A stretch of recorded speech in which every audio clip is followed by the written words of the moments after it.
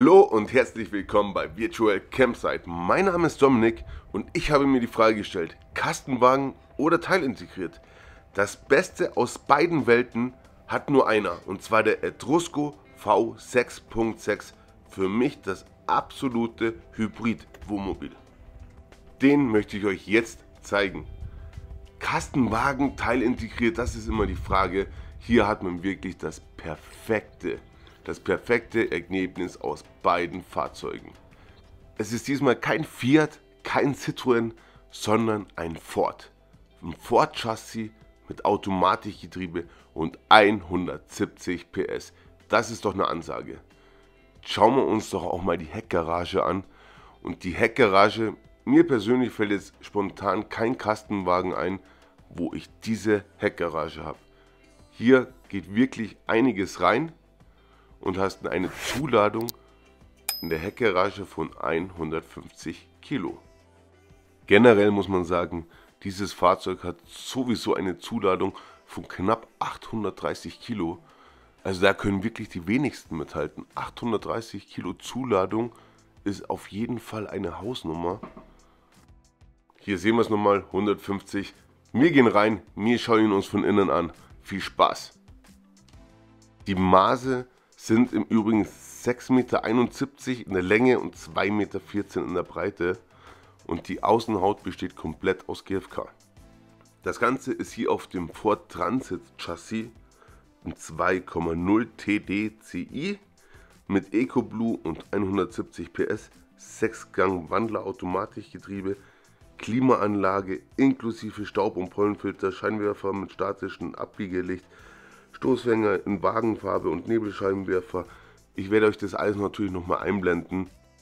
Wir haben hier das Type X Paket, sprich mit Dachschrankklappen in Hochglanz, Magnolia Weiß, die Wohnwelt Emilia mit Type X Bestickung.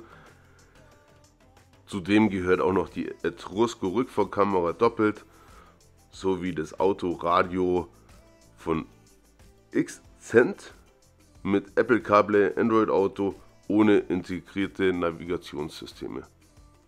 Des Weiteren haben wir eine Markise TV-Paket mit 22 Zoll Flachbildschirm. Mich persönlich haben diese ganzen Staumöglichkeiten sehr beeindruckt. Ich muss sagen, die hast du in einem Kastenwagen in dieser Form nicht. Das ist einfach so. Und Etrusco hat hier auch noch eine Seitenbank mit angebaut. Und darunter befindet sich auch nochmal eine ordentliche Stauraummöglichkeit.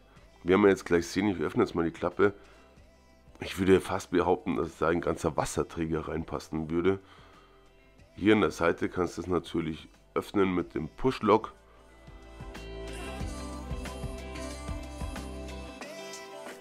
So, dann schauen wir uns noch den Tisch an. Den kann man als erstes schon mal erweitern, verlängern. Da zeige ich euch das Stück noch dazu, dann kommt ein gutes Stück noch mit raus. Hier kann man ihn natürlich auch absetzen. Sprich, du hättest dann die Möglichkeit für einen dritten Schlafbereich. Ist mehr eine Notlösung, muss man ganz klar sagen. Ein Schlafzimmer, großes Bett, erzähle ich euch gleich. Jetzt schauen wir uns doch erstmal die Hängeschränke an. Es sind 2 Stück vorhanden. Links und rechts haben wir die Ablageflächen. Es geht ein bisschen was rein. Nicht zu vergleichen wie in einem normalen teilintegrierten, aber dafür haben wir hier die kompakte Version. Wie alle Schränke hier, auch hier wieder mit Soft Close.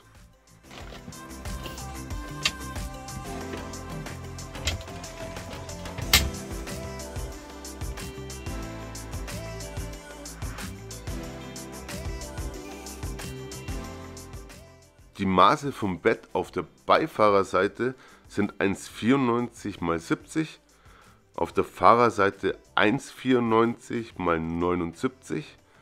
Und jetzt schieben wir das noch mit raus, stecken das Matratzenteil einfach mit rein und somit haben wir eine breite Liegefläche von 1,71 Meter.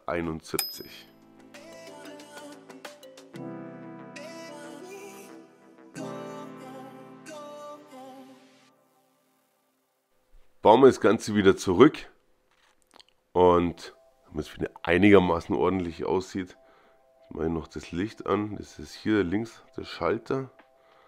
Hier oben befindet sich das Lichtlein. Jetzt machen wir die Schränke auf. Okay, ich stelle mich gerade ein bisschen deppert. Machen wir erstmal die andere Seite. Wird gerade nichts. Machen wir auf. Jetzt werde ich versuchen, die andere Seite zu öffnen.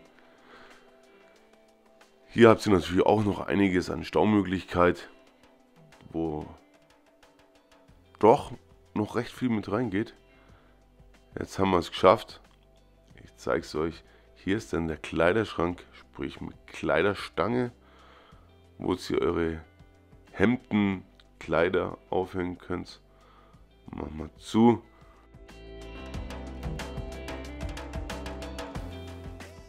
Was darf nicht fehlen? Das Bad. Und hier haben wir eine Vario-Dusche mit Dachluke, 40 x 40. Spiegel ist vorhanden. Hallo. Dann haben wir hier die Tedford Kassettentoilette. Und wir haben in dem Fahrzeug einen Frischwassertank mit 110 Liter und Abwasser mit 100. Jetzt drehen wir den Spiegel und das Waschbecken hier raus. Und jetzt kommt die wunderschöne Dusche zum Vorschein. Die ist sehr geräumig. Wir haben ja zudem hier die Complete Selection von Glück. Und da ist tatsächlich der Abwassertank isoliert. Ein Wohnmobil ohne eine Küche ist natürlich kein Wohnmobil.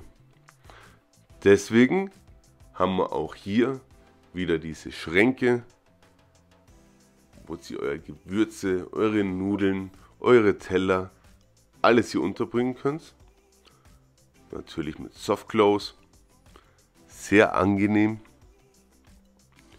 Und wir haben hier dann die Dometic 3 Flammen Gasherd mit integriertem Waschbecken zum Reinigen tatsächlich ideal. Hier haben wir den Gasblock. Genau, dann machen wir es hier nochmal auf.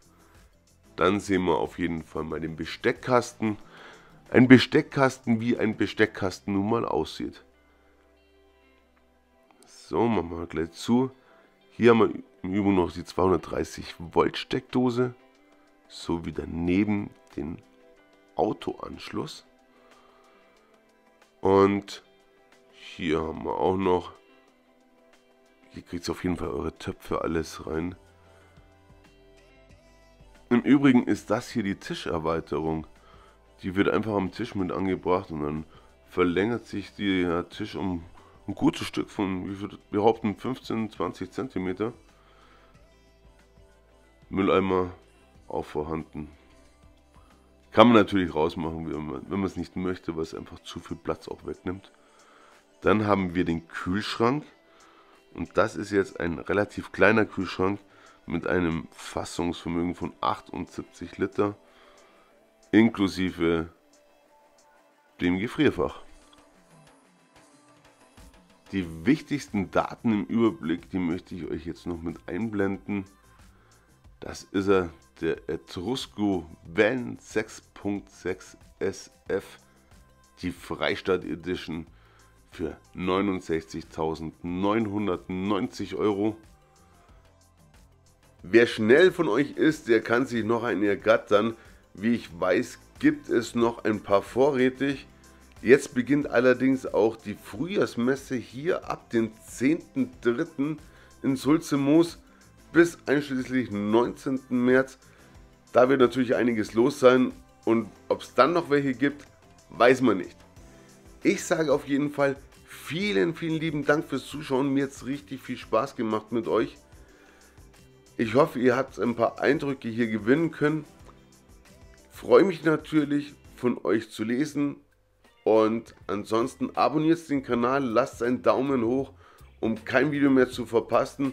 Und dann wünsche ich euch jetzt viel Spaß mit dem nächsten Video. Ciao, euer Dominik.